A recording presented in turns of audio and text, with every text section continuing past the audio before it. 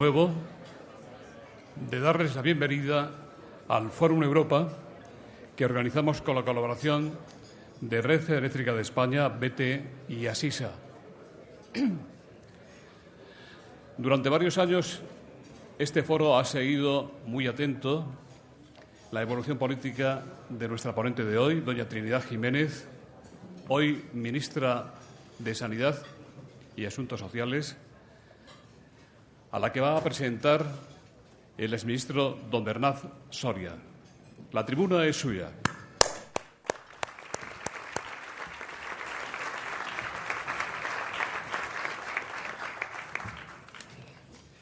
Buenos días,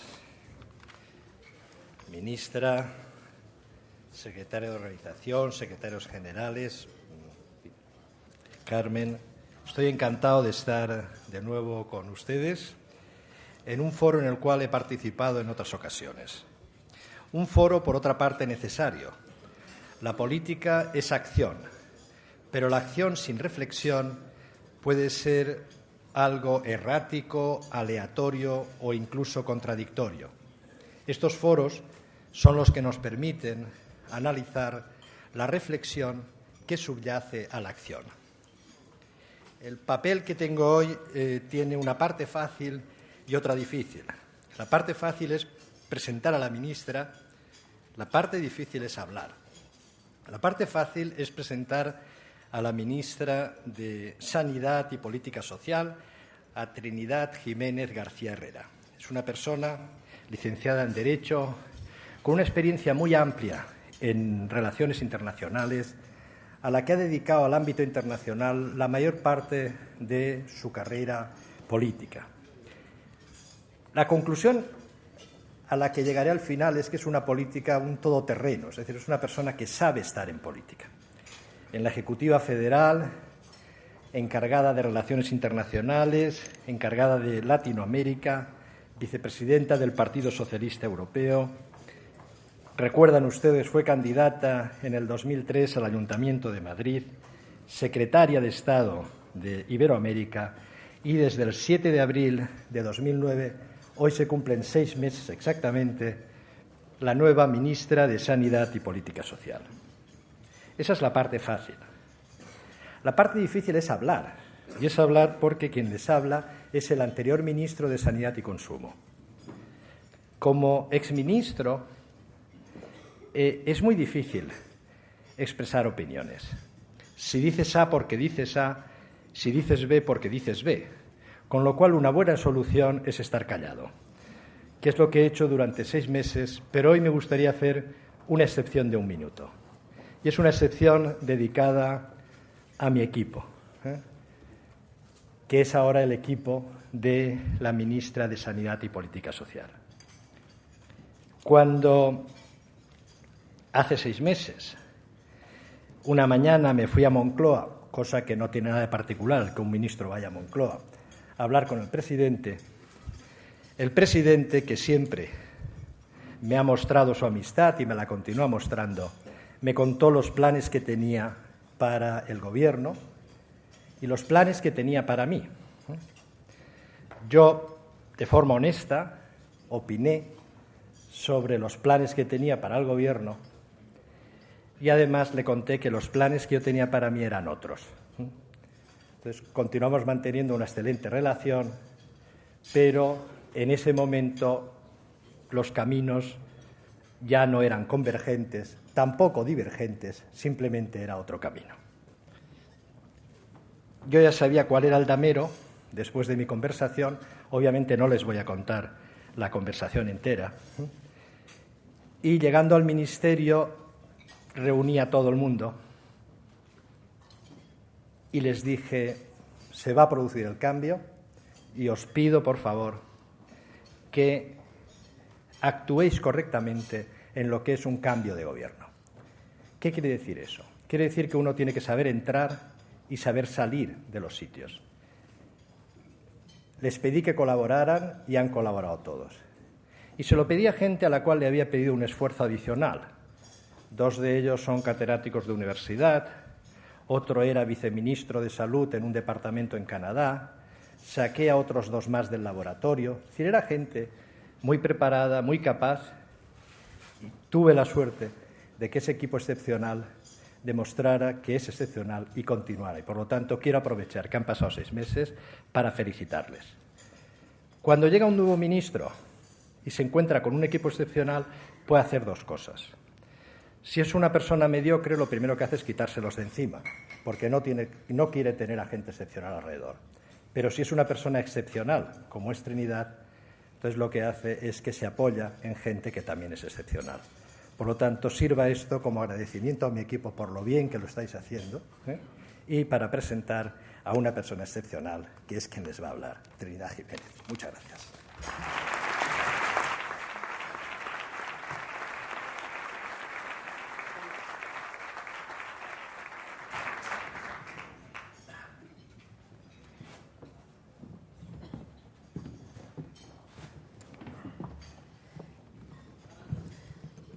Hola, muy buenos días.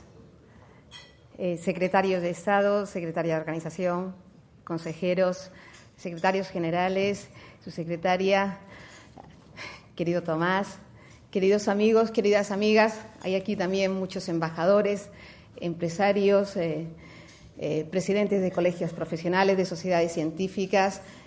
La verdad es que estoy enormemente agradecida por su presencia aquí esta mañana. Y de una manera especial me van a permitir que le dé las gracias a Bernard Soria por varias razones. La primera, Bernard, por haber tenido la amabilidad, la extraordinaria amabilidad de querer presentarme en esta mañana, en esta conferencia en que se cumplen 6 meses en que tomé posesión como ministra de Sanidad y Política Social.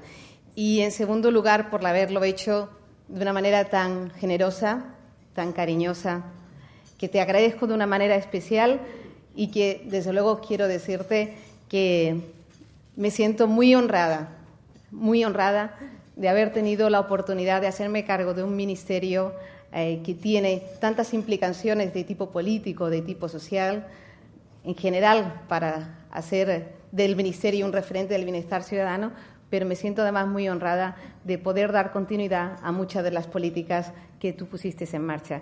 Y efectivamente también quiero aprovechar la oportunidad para agradecer a tu equipo, que es el mío hoy, el trabajo, el esfuerzo, la dedicación, el apoyo y el buen hacer que me ha permitido a mí empezar desde el primer día a tomar la rienda de un ámbito tan interesante y tan importante, pero al mismo tiempo tan complejo como el que nos hemos hecho cargo. Por tanto, de verdad, Bernard, muchísimas gracias por tu apoyo, muchísimas gracias por tu consejo. Es verdad que desde el primer día me encontré todo absolutamente preparado. Recuerdo esas carpetas con esos informes, incluso con su propia agenda casi personal, porque tenía la programación ya hecha de los próximos meses y yo lo asumí y él me lo dio con toda una gran naturalidad y que se demuestra una gran generosidad política, sentido de la responsabilidad y, al fin y al cabo, sentido del Estado. Muchísimas gracias. Quiero también darle las gracias a José Luis Rodríguez por haberme invitado hoy aquí a estar en esta prestigiosa tribuna, en la que me van a permitir compartir con ustedes algunas reflexiones sobre las políticas de bienestar, que es como yo creo que podemos denominar de manera amplia la política de sanidad y la política social. Quiero aprovechar esta oportunidad para decirles que he afrontado este nuevo y estimulante reto en mi carrera política, consciente de las expectativas que ha generado en nuestro país la integración por primera vez en un solo ministerio de la política social y la política de sanidad.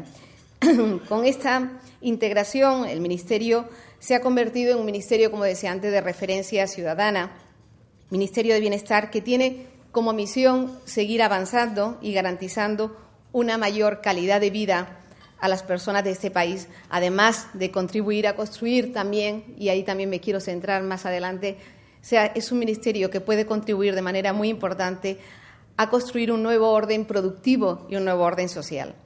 Soy consciente de que esta nueva responsabilidad es un desafío de primera magnitud que estoy dispuesta a afrontar con pasión y con entrega, con ganas de trabajar y, sobre todo, con muchísima ilusión. Y quiero empezar también haciendo una reflexión sobre el momento económico actual en el que nos encontramos, y sus efectos en el estado de bienestar en nuestro país. Es cierto que vivimos en un contexto de crisis económica que es generalizada a nivel internacional y que la situación económica actual en nuestro país es complicada.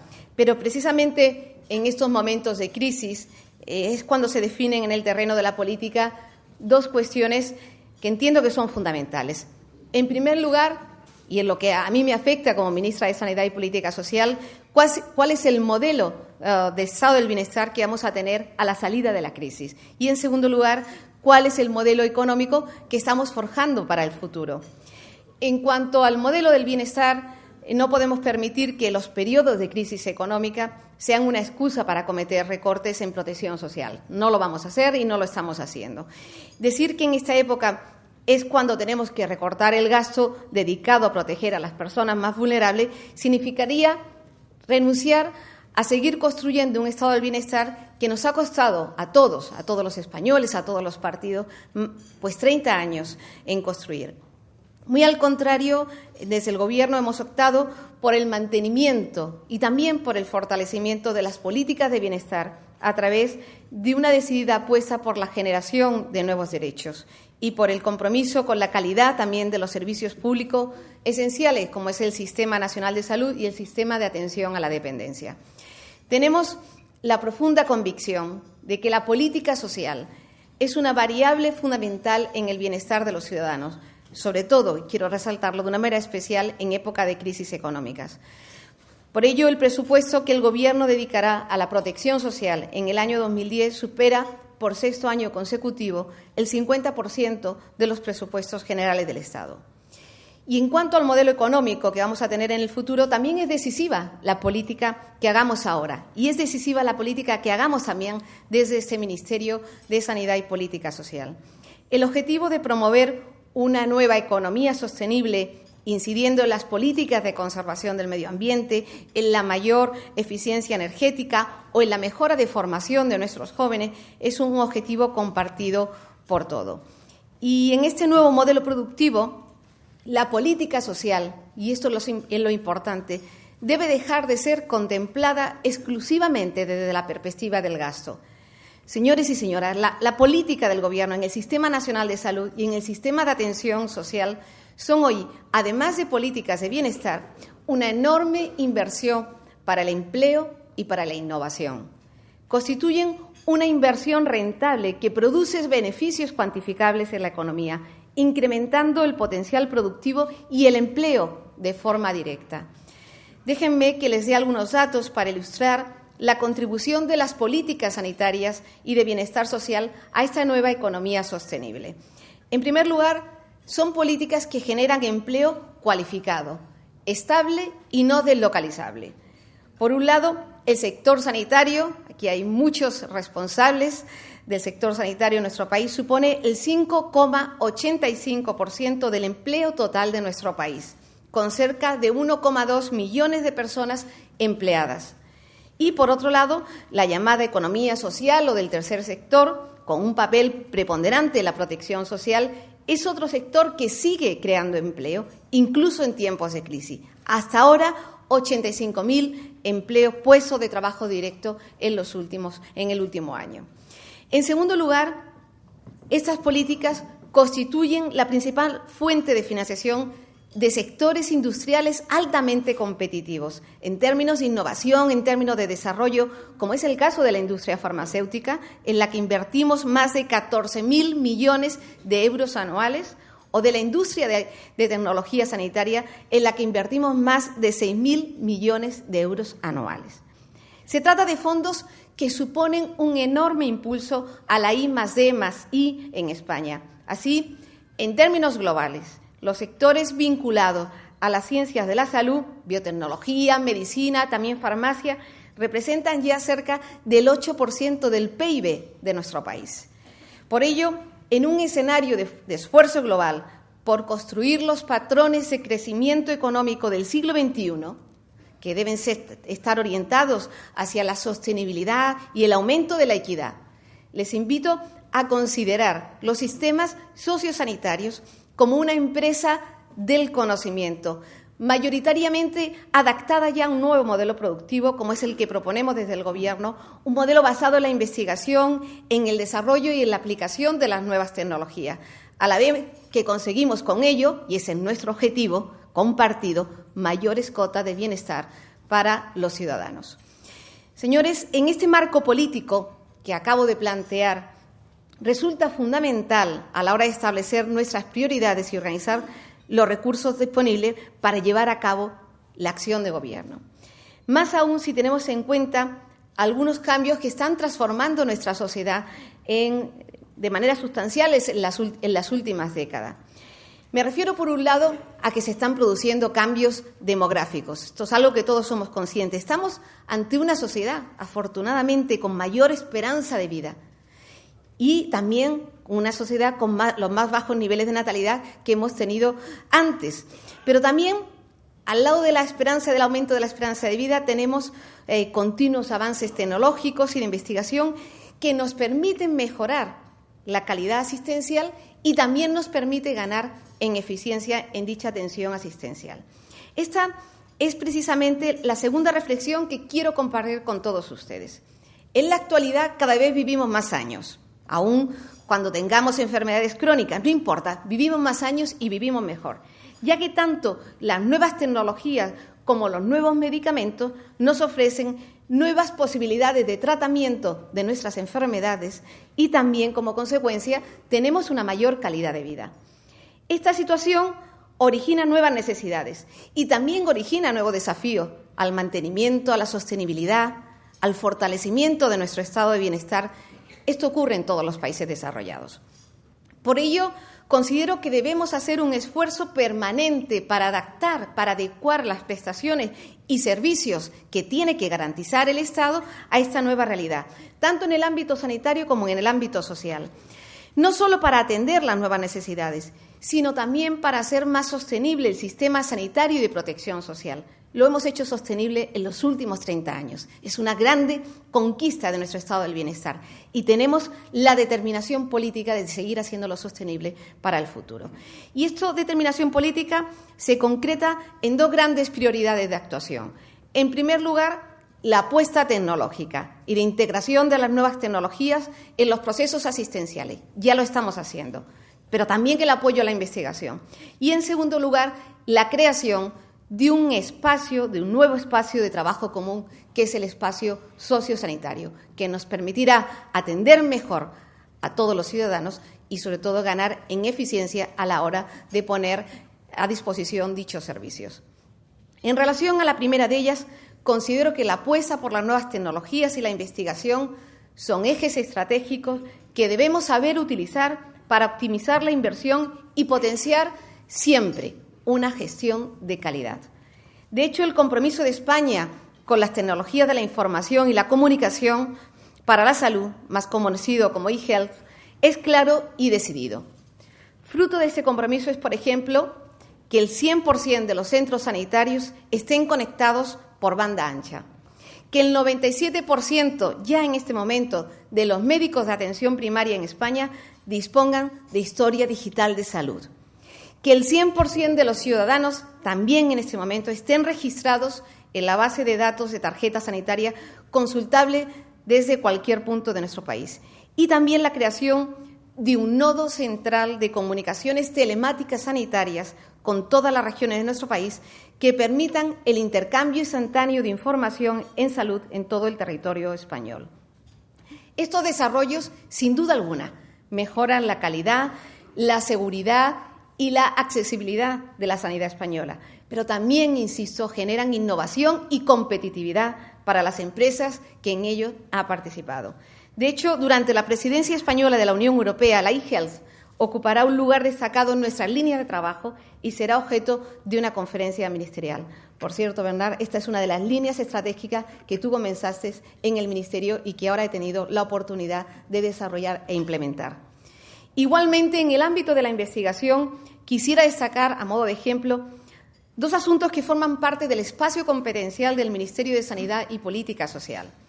Me refiero, por un lado, a la creación de una red de centros estatales de referencia, son centros dependientes del INSERSO, que tienen encomendadas, entre otras, las misiones de coordinación, investigación, innovación y formación de profesionales, además de apoyar a los pacientes y a sus familias.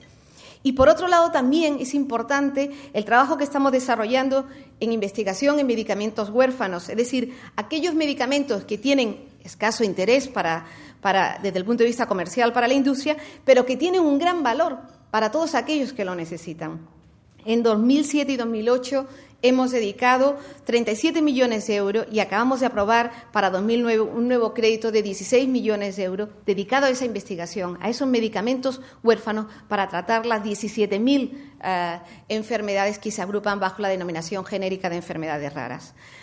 Señores, en relación a la segunda de las prioridades de actuación, considero de gran importancia dar pasos significativos en torno a la creación y a la coordinación de las políticas sociales y a la creación de ese trabajo común sociosanitario. Antes se hacía, pero se hacía de una manera factual y ahora lo podemos hacer de una manera mucho más profesional, más coordinada, con las herramientas que no tenemos en nuestras manos de disponer de un Ministerio de Sanidad y Política Social.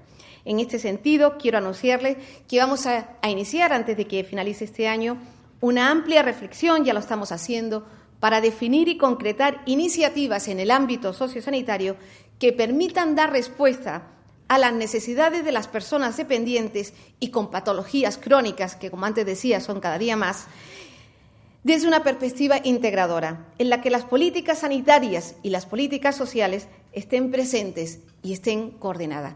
Ganaremos en calidad en la atención, pero ganaremos en eficiencia en el gasto de nuestros recursos. En esta iniciativa quiero señalar también mi compromiso y determinación especial para que los pacientes con enfermedades raras, así como las personas que padecen un trastorno mental o de comportamiento y sus familias, tengan un lugar privilegiado en este nuevo espacio sociosanitario. Por todo ello, me propongo celebrar en febrero del 2010 una conferencia conjunta con todos los consejeros y consejeras de Sanidad y de Bienestar Social de las comunidades autónomas. Digo el mes de febrero porque tenemos primero que trabajar en todo este proceso hasta conseguir presentar una serie de estrategias y de iniciativas que nos permitan empezar a hablar de integración en un sentido mucho más exacto. Nos va a permitir definir el espacio sociosanitario de nuestro sistema de bienestar social y también vamos a poner en valor y promocionar aquellas buenas prácticas que ya se están desarrollando en algunos lugares del territorio español. Como les decía, se trata de hacer un esfuerzo para adaptar y adecuar nuestro sistema de bienestar social a estas nuevas necesidades, ofreciendo mayor apoyo a los pacientes, pero también mayor apoyo a las familias. Se trata también de ofrecer una respuesta integral por parte de las administraciones públicas, lo que supone también poner a disposición de la ciudadanía mejores servicios y de manera más eficiente.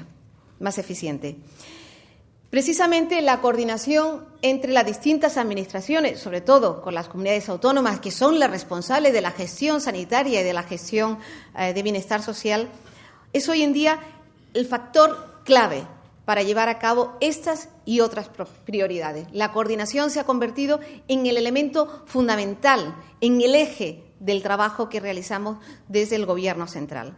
Sin duda, la consolidación de nuestro modelo de Estado nos ha proporcionado estabilidad política, nos ha proporcionado desarrollo económico, pero también estabilidad social, nos ha permitido ofrecer mejores respuestas a las demandas de los ciudadanos en cada territorio, preservando la igualdad de todas las personas, cualquiera que sea su lugar de residencia, y favoreciendo la solidaridad interterritorial. Esa es la filosofía de nuestro modelo de Estado, que yo creo que es un modelo de éxito en este momento. Como todos ustedes saben, la gestión de la crisis de salud pública que originó la aparición de la epidemia de gripe A ha puesto de manifiesto, entre otros aspectos, la altísima capacidad de entendimiento de todos los responsables autonómicos en el seno del Sistema Nacional de Salud. Está aquí presente el consejero de Salud de la Comunidad de Madrid y les quiero agradecer una vez más su lealtad y su responsabilidad a la hora de ofrecer el apoyo para coordinar todas las iniciativas en esta materia, que ha sido muy importante para hoy tener el sistema preparado y, sobre todo, para ofrecer tranquilidad a los ciudadanos. Y quiero aprovechar este caudal de entendimiento de buen entendimiento, de buena coordinación y de consenso para culminar el Pacto por la Sanidad. Hace unos minutos me llamaba por teléfono desde Turquía la antigua ministra de Sanidad, Ana Pastor, y me decía: ministra, quiero que, si te preguntan por el Pacto por la Sanidad, digas que expresamente has hablado conmigo, que estás de acuerdo en avanzar en ello. Y yo le agradezco esa llamada, ese apoyo y esa capacidad de entendimiento que hemos logrado articular en estos últimos meses. Antes de que finalice el año, volveremos a celebrar un Consejo Interterritorial donde este importante acuerdo quiero que se cierre y quiero que sirva para avanzar en la sostenibilidad del Sistema Nacional de Salud, también para asegurar su excelencia.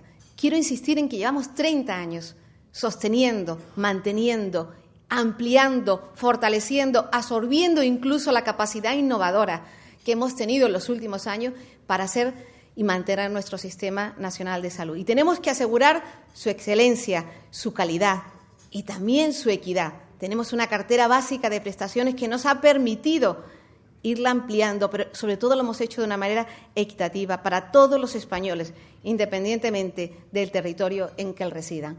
También el Pacto por la Sanidad fue una propuesta que hizo el ministro Soria y que ahora estamos culminando. Y por otro lado, también quiero subrayar el compromiso firme y sólido del Gobierno con la implantación y el desarrollo de la Ley de Dependencia.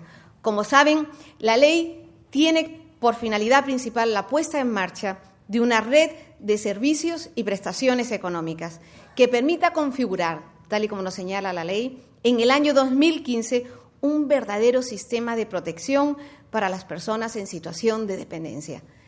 Aquí también hemos avanzado mucho y antes de que finalice el año habremos incorporado a este sistema de protección, que es un sistema nuevo, a cerca de 500.000 de personas. Quiero poner en valor lo que supone el reconocimiento de este derecho subjetivo, el fortalecimiento de nuestro estado de bienestar. Y también aquí, consejera, el apoyo y la coordinación que ha sido indispensable entre todas las comunidades autónomas para, de manera corresponsable, poner en marcha e implantar este sistema. Saben también que hemos decidido adelantar los trabajos de evaluación de la Ley de Dependencia, que comenzarán en octubre y permitirán llegar a acuerdos para mejorar la implantación de la ley antes del verano del 2010. Señores y señoras, es mi voluntad dar un nuevo impulso a la ley en esta legislatura. Los ciudadanos tienen este derecho. Es un derecho subjetivo. Se lo hemos ofrecido por ley, se lo hemos brindado y tenemos que cumplir nuestra voluntad y lo que la ley nos mandata. A partir de la colaboración y el trabajo intenso con las comunidades autónomas, que, por cierto, en épocas de crisis económica no es fácil, y no es fácil porque si decrecen los ingresos del Estado y de las entidades locales y regionales, evidentemente es más difícil mantener esos compromisos y, sin embargo, hemos decidido mantenerlo. Como decía antes, es cierto que hemos avanzado mucho. A día de hoy, 9 de cada 10 personas que han solicitado prestaciones o servicios han sido ya evaluados y antes de que finalice el año, decía antes, 2 de cada 3 personas declaradas dependientes en nuestro país recibirán atención, bien en forma de prestación económica o bien en forma de prestación de servicios. Pero también es cierto que todos tenemos que hacer un esfuerzo suplementario, porque hay mucha gente, como decía antes, que está a la expectativa de poder recibir esa ayuda, que es un derecho. Pero tenemos que hacer un ejercicio conjunto y permanente de coordinación y cooperación para responder aún mejor a las expectativas que hemos puesto en la Ley de Dependencia. El Gobierno, consciente de la magnitud del reto, aún en época de crisis económica y presupuestos austeros, como ustedes conocen, ha hecho un gran esfuerzo presupuestario destinando a la promoción de la autonomía personal y a la atención a las personas en situación de dependencia 3.229 millones de euros en estos casi 3 primeros años de implantación de la ley. Es decir, hemos puesto un 63% más de lo previsto inicialmente en la memoria económica. Y en los presupuestos para el año 2010, el Gobierno destinará 1.581 millones de euros más, casi la mitad de lo invertido en estos años. Son presupuestos austeros, como todos ustedes conocen, donde se baja un porcentaje del gasto público y, sin embargo, en atención a la dependencia se incrementa de manera notable. 422 millones de euros más que lo presupuestado el año pasado. Como saben, este departamento es uno de los pocos ministerios que experimentan un incremento en su dotación presupuestaria respecto al año 2009. Y ese aumento, insisto, obedece al firme compromiso del Gobierno a favor de la dependencia y de la solidaridad con las personas que están en una situación más vulnerable. En términos globales, el Ministerio de Sanidad y Política Social contará en el año 2010 con un presupuesto de más de 2.839 millones de euros, lo que representa en términos globales un 15,38% más que el presupuesto integrado del extinguido Ministerio de Sanidad y Consumo y de los servicios de la Secretaría de Estado de Política Social, de también extinguido Ministerio de Educación, Política Social y Deporte.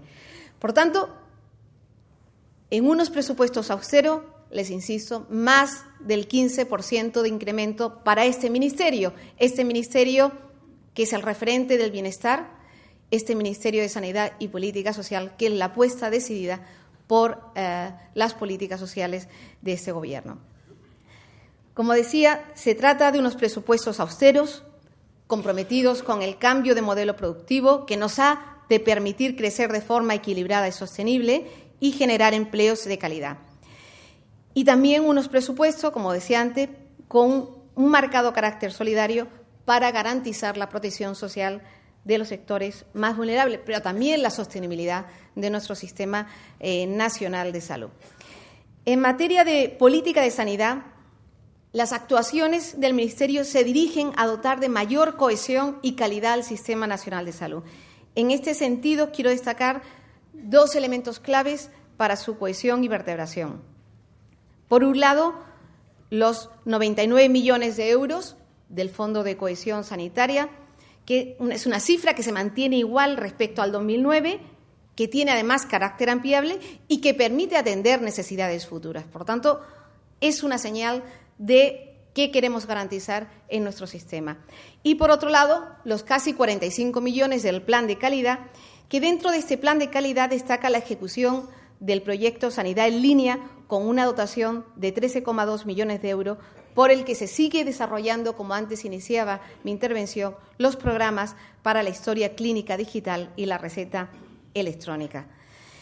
En materia de servicios sociales y promoción social, quiero destacar, además de la inversión dedicada al sistema de atención a la dependencia, los más de 220 millones de euros dedicados al programa Envejecimiento Activo y Prevención de la Dependencia, así como los 100 millones para la concesión de prestaciones económicas al colectivo de personas con discapacidad. Aquí quiero señalar que también generamos empleo, destinando esos 220 millones de euros al envejecimiento activo. Aquí hay muchos profesionales de la hostelería que saben que en épocas en que no hay una de temporalidad baja, podemos destinar una enorme cantidad de recursos para favorecer la promoción del turismo en épocas que son de temporada baja. Y, desde luego, pretendemos seguir incrementándolo porque la demanda es cada día mayor. También quiero destacar la cantidad destinada a las convocatorias de subvenciones con cargo a la asignación tributaria del IRPF, que aumenta ligeramente. Hemos alcanzado la cifra de 105,32 millones de euros para programas de cooperación y voluntariado en la atención de situaciones de necesidad y marginación. En definitiva, son unos presupuestos para combatir la crisis económica y caminar hacia una economía con más productividad. Pero también son unos presupuestos para garantizar la cohesión y la protección social de los españoles, por lo que se contempla un gasto social del 52% del presupuesto, el mayor de la historia. Y no quisiera terminar sin hacer una breve referencia al nuevo sistema de financiación aprobado recientemente. Se trata, sin duda, de una magnífica noticia para el sistema sociosanitario español, porque a partir de ahora, 4 de cada 5 nuevos euros que pongamos a disposición de los ciudadanos a través de las comunidades autónomas servirán para financiar políticas sociales, sanitarias y educativas. El nuevo sistema tendrá en cuenta el envejecimiento de la población y también el número de personas dependientes, lo que es fundamental para la suficiencia financiera del sistema sanitario y de su dependencia. Además, se ajustará durante su vigencia a la población de cada momento para así garantizar la equidad del sistema de financiación en los servicios sociales básicos.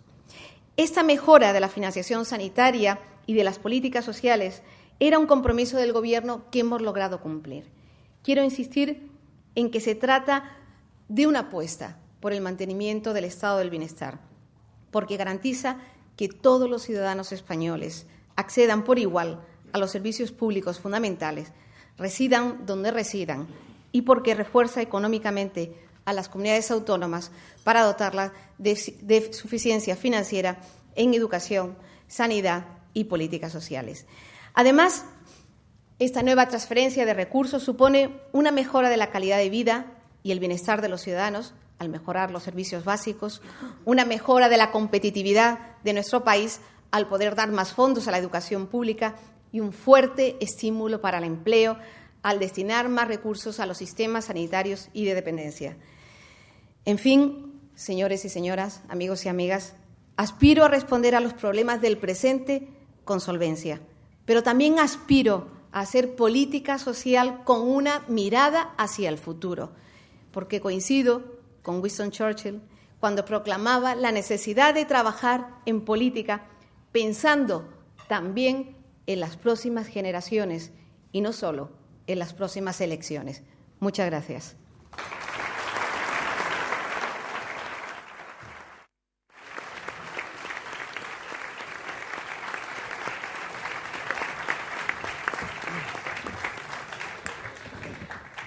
Muchas gracias, señora ministra.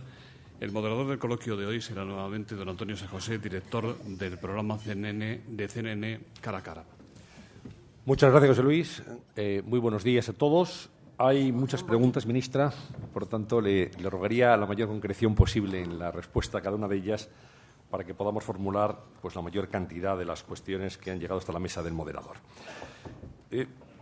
¿Cómo se siente después de haber leído este pasado fin de semana que es usted, junto con el ministro Rubalcaba, la ministra más valorada del Gobierno, curiosamente en dos áreas, sanidad e interior, que son las que han acordado más cuestiones y han pactado políticas concretas con el Partido Popular? Muchas gracias, Antonio. Por cierto, antes no te he agradecido también públicamente que hayas tenido la amabilidad de moderar este interesante coloquio que seguro va a tener lugar. Bueno, la verdad que las encuestas, como siempre que o sean buenas o malas, digo que me las tomo con relatividad y sobre todo me las tomo con relatividad cuando son malas, pues cuando me benefician pues tengo que seguir insistiendo en que me la tomo pues con un valor relativo.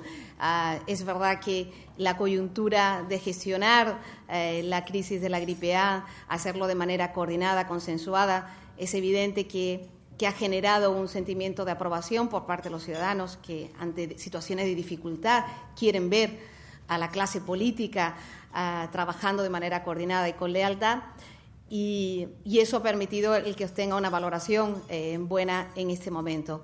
Pero me la quiero tomar con la distancia necesaria que hay que tomarse siempre cualquier sondeo, en la coyuntura en la cual estamos viviendo, y simplemente siento la responsabilidad de seguir trabajando y seguir haciendo el esfuerzo para mantener ese índice de valoración. ¿Cómo valora la actitud política del PP ante la crisis de la gripe A? En el mismo sentido le contesto, muy buena. Quiero agradecer públicamente, como he hecho en otras ocasiones, la actitud leal de colaboración responsable que en todo momento han mantenido los responsables del Partido Popular y de manera especial los consejeros y consejeras de las comunidades autónomas, que son al fin y al cabo los que tienen la responsabilidad de gestionar la sanidad, los servicios, y por tanto su compromiso, su lealtad institucional ha estado probada de manera indubitada desde el primer día que los convoqué, que era un día 1 de mayo. No había pasado ni una semana desde que nos hubieran alertado por parte de la Organización Mundial de la Salud de la gripe A, y ese día 1 de mayo todos reaccionamos de manera conjunta, decidimos poner en común todo nuestro esfuerzo, coordinar las iniciativas e, insisto, eso ha sido la clave fundamental para dar una buena respuesta desde el punto de vista sanitario, clínico y desde el punto de vista organizativo, también político, para dar tranquilidad a los ciudadanos. ¿Va a haber, ministra, vacunas suficientes de la gripe A en España y cuándo prevé que puede comenzar el proceso de vacunación? Desde el primer momento aseguré que habría vacunas para todo aquel que lo necesitara.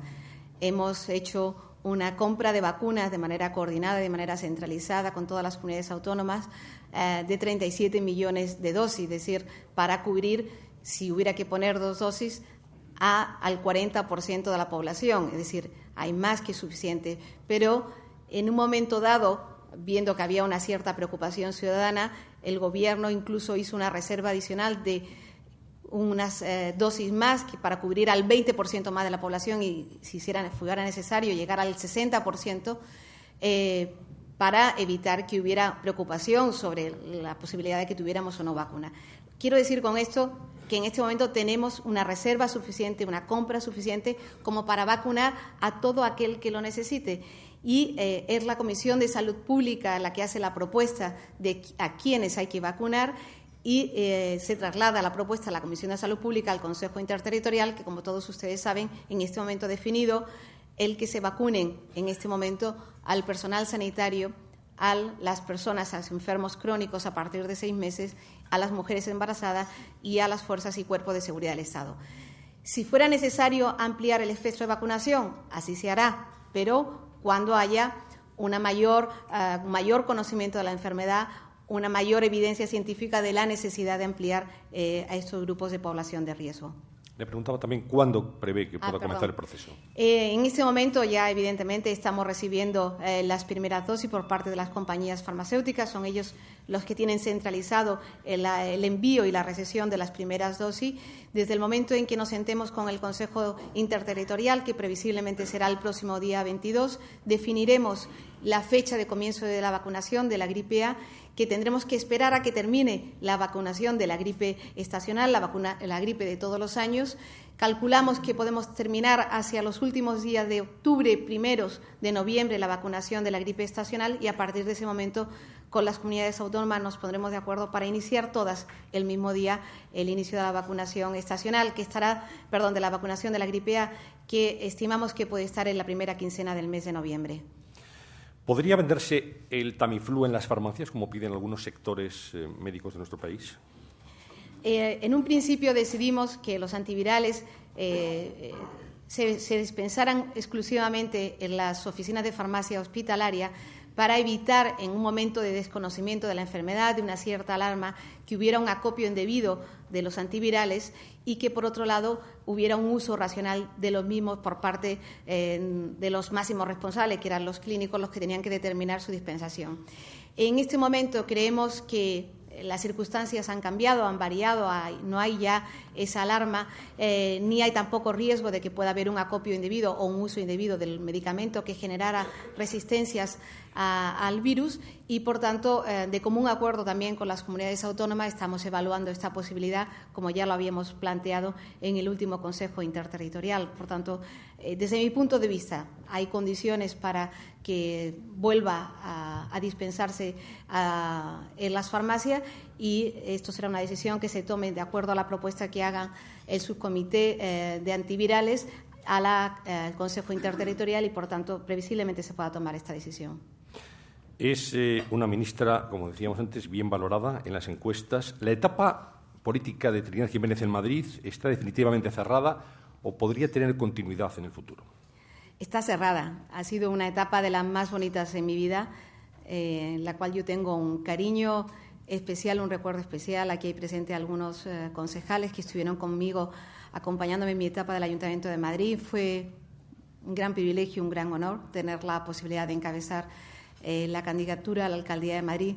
Pero yo creo que, como decía antes el ministro Soria, uno va pasando etapas políticas y va realizando sus responsabilidades y cumpliendo con sus responsabilidades. Y creo que lo importante es uno estar centrado en esa responsabilidad. Antes Bernard Soria decía, la ministra lleva hoy nombrada 6 meses al frente de su responsabilidad, por lo tanto, como usted comprenderá, solo y exclusivamente estoy centrada en mi responsabilidad de ministra de Sanidad y Política Social. La cuestión es si en política se puede decir nunca digas nunca jamás.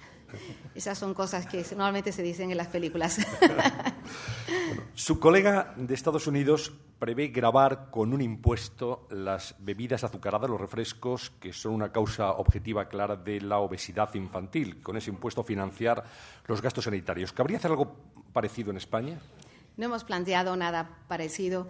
En Estados Unidos llevan muchos años de cultura, de lucha contra la obesidad, de utilizar todo tipo de medidas desde el punto de vista de la información, de la recomendación, de los consejos, pero también desde el punto de vista disuasorio, como es la imposición de gravámenes en determinados alimentos y bebidas, algo que nunca se ha propuesto en España. Evidentemente, la obesidad es un problema grave, está declarado como epidemia por la Organización Mundial de la Salud. Estamos en este momento trabajando en una ley de seguridad alimentaria que nos va a permitir poner y plasmar en una ley algunas de las recomendaciones que ya estamos, la cual ya estamos trabajando en el Código PAOS, pero no hemos pensado en gravar en ningún momento los alimentos ni la bebida. Creemos que todavía tenemos que avanzar en el ámbito de las buenas prácticas, las recomendaciones.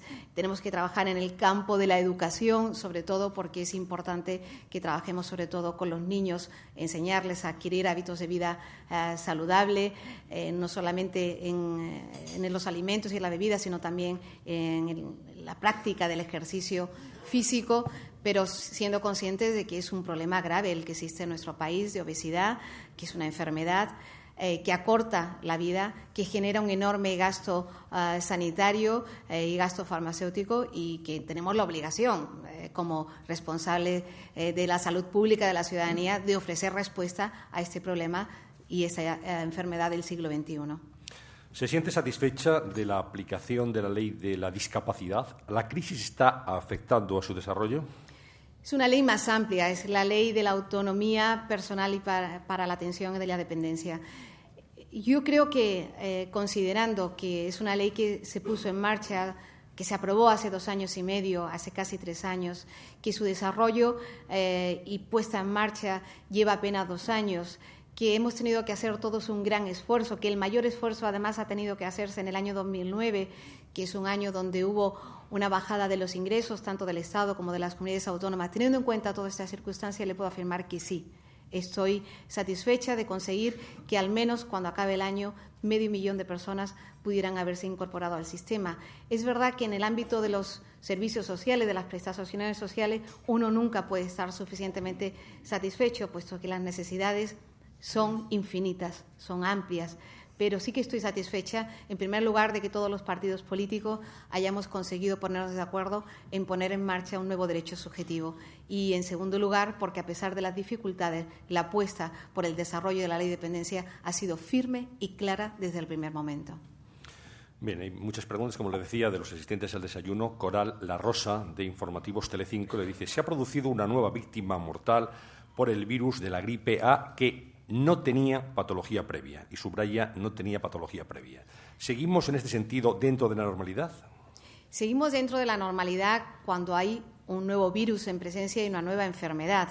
En este momento, la gripe A causa un índice y hay una tasa de mortalidad que es muy baja, es mucho más baja que cualquier otra enfermedad. La primera causa de enfermedad es el cáncer, tenemos causa de mortalidad por otras enfermedades, como puede ser la enfermedad respiratoria, las enfermedades cardiovasculares, y la gripe A, y así como la gripe estacional, sigue estando en uno de los puestos más bajos, de tasas de mortalidad. Evidentemente, eso no significa que el sistema sanitario haya bajado la guardia. Estamos en una situación de alerta porque estamos vigilando la evolución de la propia epidemia, de la propia enfermedad. Pero los datos que tenemos de otros países, de otros lugares del mundo, que incluso han pasado el invierno austral, con la gripe A, el invierno austral, pues sigue siendo una tasa de mortalidad baja comparado, insisto, con otras enfermedades. Y en todo caso, ya la Organización Mundial de la Salud nos advirtió que a nivel mundial el 30% de las víctimas de gripe A a nivel mundial, no en España, habían sido personas jóvenes, sanas, adultos sanos, por tanto no tenían patologías previas. Es algo que tenemos que vigilar, pero en nuestro país no tenemos cifras todavía, porque el primer caso está todavía por determinar si efectivamente tenía o no tenía patologías de base. Pero estamos haciendo una vigilancia muy intensa, porque todos los casos que se detectan que puedan derivar en un cuadro clínico grave son atendidos de manera inmediata por los servicios de salud para evitar el que vaya a un desarrollo peor. Javier Olave, director de Diario Médico, dice: ¿aprovechará el Gobierno la presidencia europea para acabar con el llamado turismo sanitario? Es que, desde luego, desde el punto de vista del Gobierno no existe el turismo sanitario. Y yo quiero aquí aclarar algunas cuestiones. En primer lugar, en el ámbito de la Unión Europea, en virtud de los llamados convenios de seguridad social y los convenios que tenemos en el marco de los 27 países, existen acuerdos que nos permiten trasladar a los países de origen de las personas que llegan a nuestro país y hacen uso de los servicios sanitarios en nuestro país, trasladar una cantidad de dinero que compensa por el tratamiento que hayan recibido en nuestro propio país. En segundo lugar, a las personas provenientes de otros países, también de América Latina, existen también convenios bilaterales de seguridad social que permiten facturar la cuenta y trasladarla a sus respectivos países. Y, por otro lado, los extranjeros que existen en nuestro país, que están regularizados, reciben tratamiento sanitario porque tienen derecho a ello, porque pagan sus cuotas de la seguridad social. Existe un pequeño porcentaje que son los que también están contemplados en nuestra ley de extranjería, que son personas que llegan a los servicios de urgencia y, si no tienen recursos, tienen también derecho a recibir asistencia sanitaria. Por tanto, existe suficientemente, hay una cobertura jurídica en virtud de los acuerdos de seguridad social y nuestra legislación que permite la atención a personas que no sean nacionales españoles. Y si hay alguna mínima cobertura que hacemos sin estar contemplado de manera específica en un convenio o una ley, es mínima, y sí que existe una obligación de solidaridad para atender a las personas que se encuentren en una situación de necesidad. Por tanto, de verdad, quiero despejar cualquier duda al respecto. Hemos conseguido entre todos construir un magnífico sistema nacional de salud. Hemos conseguido hacerlo sostenible. Hemos logrado acuerdos con los diferentes países de la Unión Europea, con los países de América Latina, y hemos conseguido hacerlo sin que nadie suponga una carga, sino que está en el ejercicio de un derecho. Por tanto, en el ámbito de la Unión Europea, lo que haremos será seguir trabajando para conseguir mayor calidad en el ejercicio de nuestros servicios y prestaciones. Una curiosidad, ministra, ¿ha hablado de esto con su compañero de partido, Juan Carlos Rodríguez Ibarra? No he hablado directamente, pero sí que he hablado con el presidente de la Junta de Extremadura, que, por cierto, fue consejero de Sanidad. Es que tampoco me parece necesario entrar en polémica, porque algunas de las cuestiones que a él le preocupan y que propone ya están resueltas. Pero digamos que no pasa nada el expresar en voz alta una preocupación si hay una percepción y esa preocupación se manifiesta en voz alta.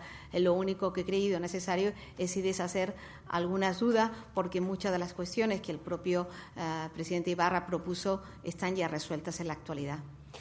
Dos preguntas similares. La primera la formula Antonio Mingarro, que es redactor jefe de Sanifax. Dice: desde varias entidades del sector se pide una excepción en la subida del IVA para la sanidad. ¿Estaría usted dispuesta a liderar y apoyar esa petición de cara a los presupuestos del año 2010? Y Rafael Navas dice: el sector empresarial de atención a la dependencia reivindica un IVA reducido. ¿Qué le parece a la ministra esta petición cuando se trata del único sector que está creando empleo en estos momentos? Bueno, en primer lugar, cuando se aprueben los presupuestos generales del Estado es cuando podremos hablar con mayor precisión de finalmente cómo queda la subida impositiva. En todo caso, también les recuerdo que la subida del IVA va a comenzar a partir, si se aprueba la propuesta como tal y como ha hecho el Gobierno, será a partir del 1 de julio, es decir, en un momento que consideramos que económicamente, desde el punto de vista del crecimiento y de la reactivación económica, será sensiblemente diferente al que tenemos en este momento. Por tanto, yo no quisiera entrar en este momento en este tipo de consideraciones y definiciones, primero porque no es el ámbito de mi competencia, es el ámbito de competencia del Ministerio de Economía y Hacienda, y porque creo que el debate presupuestario que tenemos que realizar en la Cámara nos permite todavía un cierto margen para hacer pronunciamientos en un sentido u otro. Carlos García Mauriño le hace dos preguntas. La primera dice sobre la gripe A. Él es representante de Asefarma. ¿Tienen previsto vacunar al personal de las farmacias y utilizar el potencial que tienen estos establecimientos como centros de distribución e información? Evidentemente, las farmacias, y aquí está la presidenta del Colegio de Farmacéuticos, a la que le agradezco siempre su apoyo y su colaboración, son un elemento fundamental que los considero agentes sanitarios. Forman parte de ese personal sanitario, esos agentes sanitarios fundamentales que existen en nuestro país, que no existen en otros países. Es decir, las oficinas de farmacia cumplen ese papel de ser agentes sanitarios y, por tanto, yo considero que el trabajo que están realizando, el apoyo y la coordinación que están realizando con el sistema ha sido muy buena y enormemente útil. No hay previsto hacer una vacunación al personal de las farmacias, pero evidentemente cuando el Sistema Nacional de Salud se garantice que tiene las dosis necesarias para atender sus necesidades, la vacunación de los grupos de riesgo, la vacuna de la gripe A estará en el canal privado y, por tanto, todas las personas que lo deseen podrán acceder a ella. Evidentemente, en ese momento, el canal de distribución son las oficinas de farmacia. Sobre la píldora del día después, le pregunta el representante de Asefarma si considera que los farmacéuticos puedan alegar objeción de conciencia para negarse a venderlas. Hemos tenido, dice, multitud de preguntas en este sentido. Y Sonsoles Calavera, del semanario Alba, le pregunta cómo se garantizará a los médicos y farmacéuticos su derecho a la objeción de conciencia ante la ley del aborto y la venta libre de la píldora del día después. Bueno, yo estas cuestiones las resuelvo desde el punto de vista exclusivamente legal, lo que dice la ley, que creo que es lo más adecuado, sobre todo cuando uno ocupa una posición relevante en el Gobierno. Y recuerdo algo para mí muy importante que me ha guiado siempre en mi vida. La libertad consiste en depender tan solo de la ley. Por tanto, si uno cumple con la ley, no tiene que tener ningún tipo de problema y ningún tipo de duda. Vamos a ver. La objeción de conciencia en nuestro país, en la Constitución española, está solamente prevista para la realización del servicio militar. Como todos ustedes saben, hoy día el servicio militar no es obligatorio, por lo tanto, ni siquiera para ello se mantiene esta particularidad en la Constitución española. Lo que sí hubo fue una importante sentencia del Tribunal Constitucional que, como todos ustedes saben, tiene valor de ley en relación a la objeción de conciencia para los profesionales sanitarios, para los médicos, a la hora de interrumpir voluntariamente el embarazo. Objeción de conciencia que mantiene su valor de ley en esta importante sentencia del Tribunal Constitucional y, por tanto, no puede haber duda. No las había antes. La anterior ley de interrupción voluntaria del embarazo lo contemplaba y ha funcionado durante 23 años y dicha objeción de conciencia y su valor de ley en la sentencia del Tribunal Constitucional se mantiene también para el futuro. Por tanto, la objeción de conciencia para los médicos en la interrupción voluntaria del embarazo se mantiene y hay que reconocerla en virtud de una importante sentencia del Tribunal Constitucional. No hay nada previsto para dicha objeción de conciencia en el caso de los farmacéuticos a la hora de dispensar la píldora del día después, entre otras razones, porque ni la Organización Mundial de la Salud, ni la Agencia Europea del Medicamento y, por supuesto, ni la Agencia Española del Medicamento la califican de ninguna manera como algunos hacen un calificativo como píldora abortiva. Es un método anticonceptivo de emergencia que se utiliza de manera excepcional.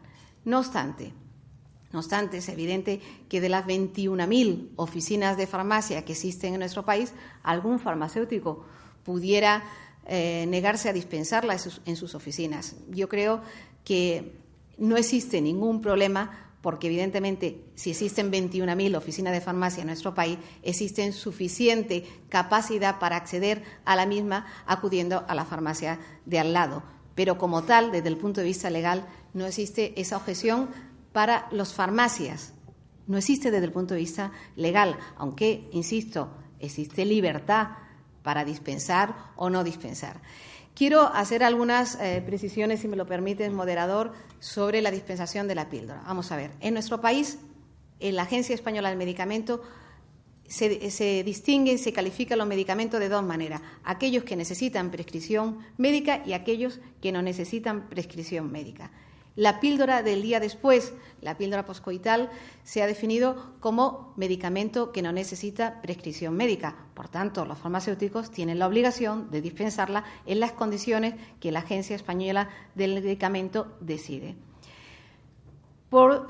Si alguien tiene alguna duda o algún problema sobre su contenido, sus posibles efectos adversos, existen 17 países de la Unión Europea, Portugal, Francia, Alemania, incluso Irlanda, por cierto, que la dispensan sin prescripción médica. En ninguno de estos países ha existido un uso indebido, abusivo, nos han generado problemas. Más bien en Francia, que son los datos que manejamos con mayor intensidad, se ha evitado el que se produzcan embarazos no deseados. Por tanto, ¿qué hemos querido? ¿Por qué hemos tomado la decisión? Porque se dispensaba en los centros de salud y con prescripción médica. Facilitar el acceso de un método de emergencia en condiciones absolutamente excepcionales a todas las mujeres que lo precisen. Algunos me dicen, pero si los anticonceptivos habituales se dispensan con receta, ¿por qué este sin receta? También por una sencilla razón. Los anticonceptivos habituales se toman de manera diaria y además del principio activo que tiene la píldora poscoital, incorporan también estrógenos. Y al tomarse de manera habitual y diaria durante años, necesitan un control médico y, por tanto, necesitan esa prescripción médica. Y es más necesitado de controlar una ingestión diaria durante varios años que una ingestión, aunque contenga más cantidad, de una sola vez de forma excepcional cuando la mujer así lo precise. Por tanto, desde el punto de vista técnico, desde el punto de vista científico, desde el punto de vista farmacológico, lo hemos hecho teniendo en cuenta todos los informes necesarios de seguridad que así exige nuestra ley. Bien, pues así responde también con estas palabras a Mercedes Rodríguez de Libertad Digital, que le preguntaba por los efectos de la píldora del día después.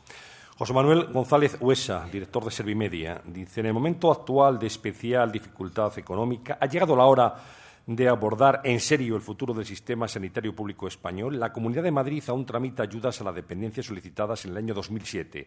En otras autonomías pasa algo parecido. ¿Cuándo se va a solventar este desfase y falta de cumplimiento de la ley? Bueno, insisto en que la ley, en puridad, pudimos empezar a ponerla en marcha hace apenas 2 años. Insisto que las personas que van a ser titulares de un derecho subjetivo cuando se termine de desarrollar la ley, antes también recibían algún tipo de prestación de carácter social. No es que antes no tuvieran prestaciones. Había ayuda para las personas mayores, había ayuda para las personas con algún tipo de discapacidad, había ayudas también para las mujeres, etcétera. Lo que hemos tenido que ha sido ordenar el sistema, cruzar ese tipo de prestaciones, ese tipo de servicios, poner más recursos en el sistema, y el sistema de evaluación ha sido difícil, ha sido complejo y desde el punto de vista incluso burocrático. Por tanto, ahora estamos en esa fase de hacer un análisis de cómo podemos mejorar nuestra capacidad para agilizar el sistema. Pero hemos tenido que hacer una evaluación de las personas, hemos tenido que hablar con cada persona para realizar un plan individualizado. Una vez que se hace el plan individualizado de atención, ha habido que destinar unos recursos. En fin, el proceso ha sido complejo. Y yo, en alguna ocasión, he pedido disculpas si alguna persona que realmente necesitaba la ayuda no le ha llegado, porque entiendo que cuando hablamos de la consolidación de un derecho subjetivo, todo el mundo tiene derecho a exigirnoslo a los poderes públicos, con independencia de quién tiene la responsabilidad. Pero consolidar un derecho subjetivo, como en su momento hicimos con el sistema de pensiones o con la sanidad, conlleva un cierto tiempo. Y a partir de la consolidación definitiva, que como la propia ley estima será en el año 2015, ya nadie podrá renunciar a él. Por tanto, es una gran conquista de nuestro estado de bienestar y, aunque no hayamos podido llegar a todo, haber logrado que 500.000 de personas esté incorporada al sistema de protección, yo creo que es una gran conquista y que es algo que nos tiene que enorgullecer a todos. Javier Carro dice: España es de los pocos países de Europa donde no se cumple la ley antitabaco. ¿Qué va a hacer usted para que no se fume más, especialmente en comunidades como Madrid, que sacó una propia ley autónoma? Bueno, sobre la ley del tabaco, yo creo decir que supuso una ley de una enorme importancia, de una extraordinaria relevancia en el momento en que se adoptó en nuestro país hace ya casi 5 años. Fue una ley muy avanzada y supuso además el que avanzáramos desde el punto de vista cultural mucho en el hábito de dejar de fumar en lugares públicos cerrados. De hecho, permítame que les recuerde que hace apenas 6 o 7 años era impensable que en un despacho, en un centro de trabajo, incluso en los hospitales, a alguien se le ocurriera que tenía la obligación de dejar su cigarrillo apagado. Y sin embargo, hoy se hace. Por tanto, yo creo que hemos avanzado en la protección de la salud de los ciudadanos y en la necesidad de ir dejando de fumar en espacios públicos cerrados.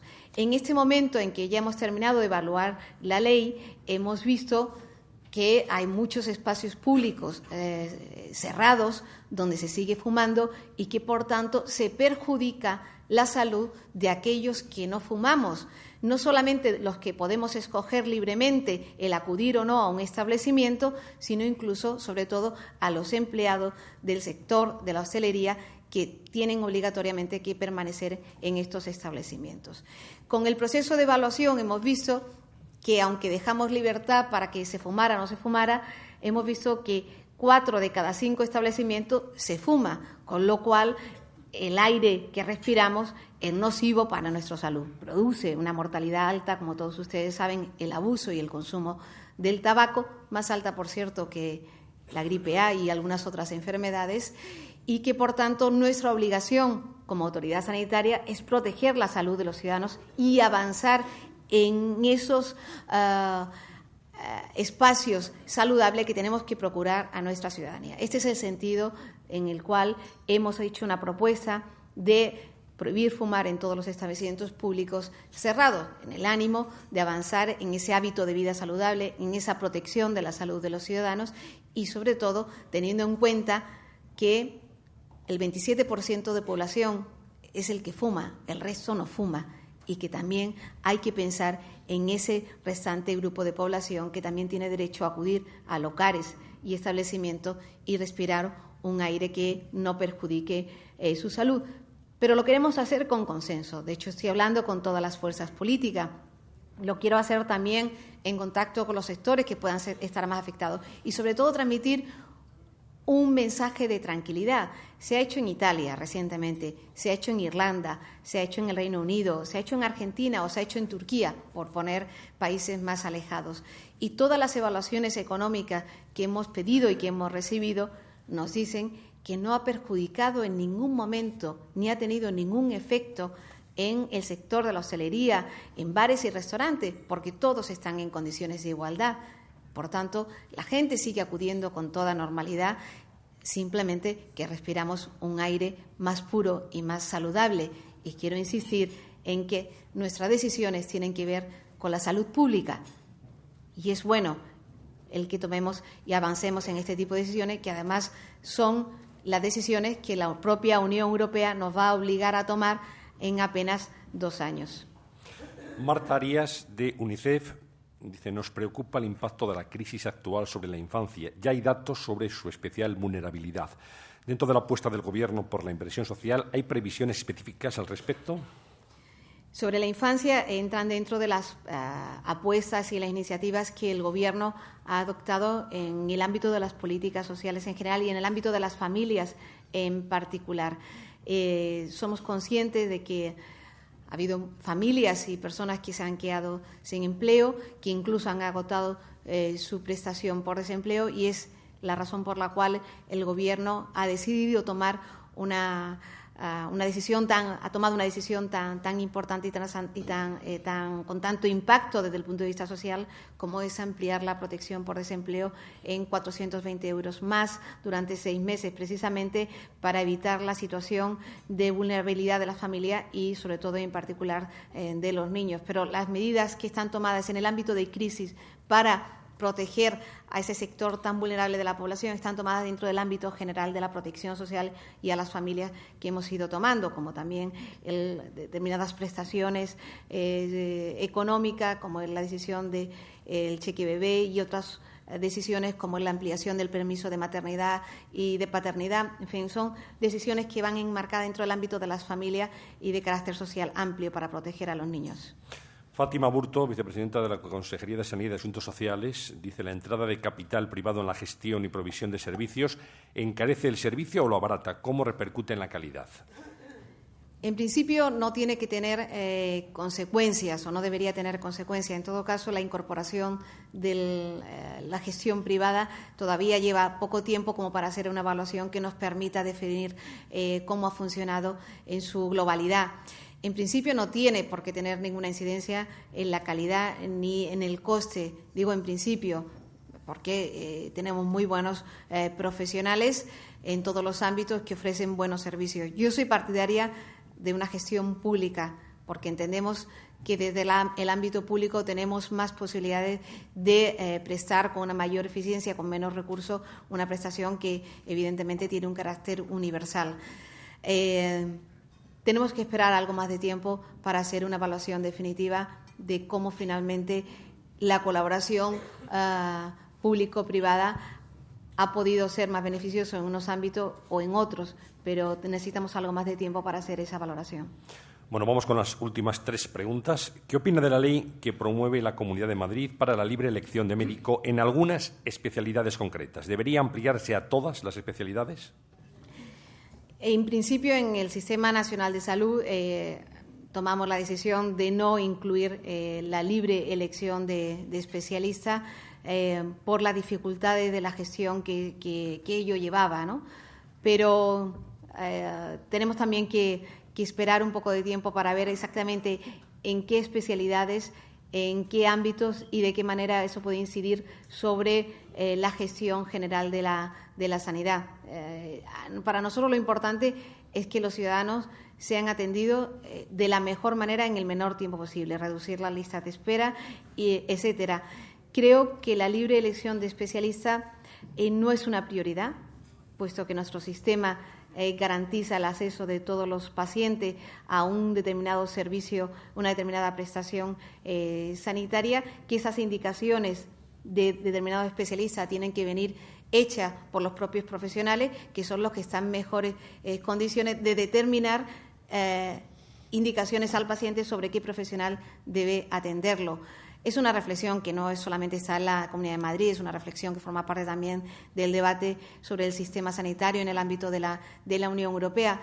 Y, desde luego, lo que sí le puedo garantizar es que quien está en mejores condiciones para indicarle a un paciente qué especialista lo debe tratar es el propio médico de familia, de cabecera, o quien determine en cada momento qué dolencia y qué tratamiento debe recibir. Por tanto, creo que debemos confiar en los profesionales y no tiene mucho sentido el darle esa libertad exclusivamente al paciente. Insisto que debe ser el profesional médico el que le indique al paciente qué especialista le debe atender.